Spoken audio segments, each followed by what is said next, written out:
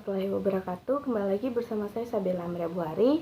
Hari ini saya akan membacakan hasil resume materi dengan judul Uji Instrumen dan Uji Asumsi Klasik. Jadi masuk pada definisinya dulu atau konsep dasarnya. Uji instrumen merupakan proses evaluasi terhadap alat bantu atau metode pengukuran yang digunakan dalam sebuah penelitian yang bertujuan utama untuk memastikan instrumen tersebut mampu mengukur apa yang seharusnya diukur secara valid dan konsisten.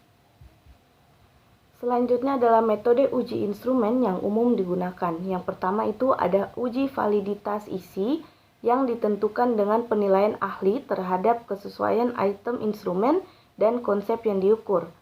Kedua ada uji validitas konstruktur menggunakan teknik analisis faktor untuk memeriksa apakah item benar-benar merefleksikan konstruktur teoritis. Dan yang ketiga, uji reliabilitas konsistensi internal, mengukur sejauh mana item-item dalam instrumen saling berkorelasi dengan nilai alfa ideal biasanya di atas 0,7. Selanjutnya adalah tes rest reliability, memberikan instrumen yang sama pada responden yang perbedaannya ada pada waktunya. Selanjutnya, uji split half reliability membagi instrumen menjadi dua bagian dan membandingkan konsistensi hasil antar bagian. Selanjutnya adalah konsep dasar uji asumsi klasik. Jadi, uji asumsi klasik itu merupakan prosedur pemeriksaan terhadap kondisi-kondisi yang harus dipenuhi oleh data untuk menjalankan analisis regresi linear secara valid. Asumsi-asumsi ini meliputi normalitas, heteroskedastitas, multikolineralitas, linearitas, dan autokorelasi.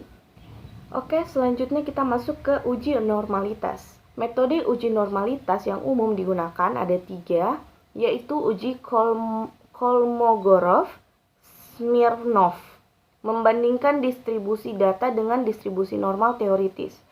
Kedua adalah uji Shapiro-Wilk, sangat sensitif untuk sampel kecil, memberikan hasil statistik dan nilai.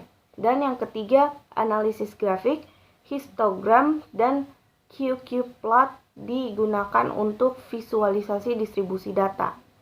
Uji normalisasi bertujuan untuk memastikan bahwa residual atau variabel dalam model regresi berdistribusi normal. Asumsi ini penting karena sebagian besar referensi statistik bergantung pada distribusi normal. Selanjutnya adalah autokorelasi. Uji autokorelasi bertujuan untuk mendeteksi adanya korelasi antar residual dalam model regresi, khususnya dalam data runtun waktu atau time series. Metode yang umum digunakan itu ada 2, yaitu Durbin-Watson test, menguji pola residual apakah terdapat autokorelasi positif atau negatif. Dan yang kedua, grafik residual plot, yaitu visual residual untuk mendeteksi pola berulang atau tren. Selanjutnya, metode yang digunakan untuk menguji linearitas meliputi ada 3 metode. Yang pertama, scatter plot, plot data variabel independen versus residual untuk melihat pola hubungan. Dan uji lack of fit, menguji apakah model linear kurang tepat mempresentasikan data. Dan yang ketiga, analisis residual. Residual harus tersebar acak tanpa pola tertentu jika linearitas terpenuhi.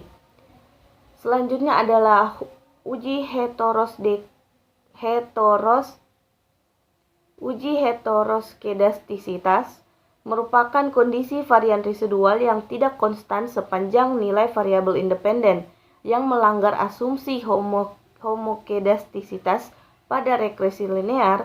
Kondisi ini dapat menyebabkan estimasi parameter menjadi tidak efisien dan kesalahan standar yang bias. Berikut adalah metode deteksi heteroskedastisitas meliputi ada 3, uji Gleiser, menguji hubungan absolut residual dengan variabel independen. Dan uji kedua itu uji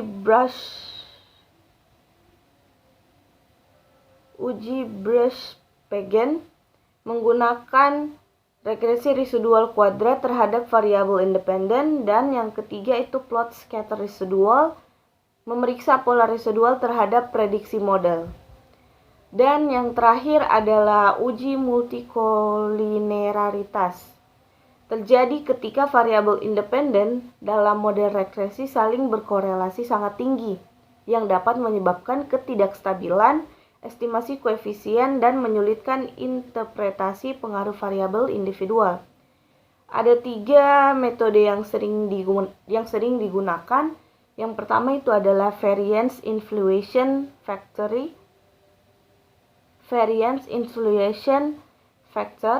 yaitu nilai FIV di atas 10 biasanya menandakan masalah serius. Dan yang kedua tolerance, yaitu kebalikan dari VIF. Nilai tolerance rendah mengindikasikan korelasi tinggi antar variabel. Dan yang ketiga korelasi Pearson, mengidentifikasi pasangan variabel dengan korelasi tinggi. Baik, saya pikir cukup untuk materi kali ini. Lebih dan kurangnya mohon dimaafkan. Saya akhiri. Assalamualaikum warahmatullahi wabarakatuh.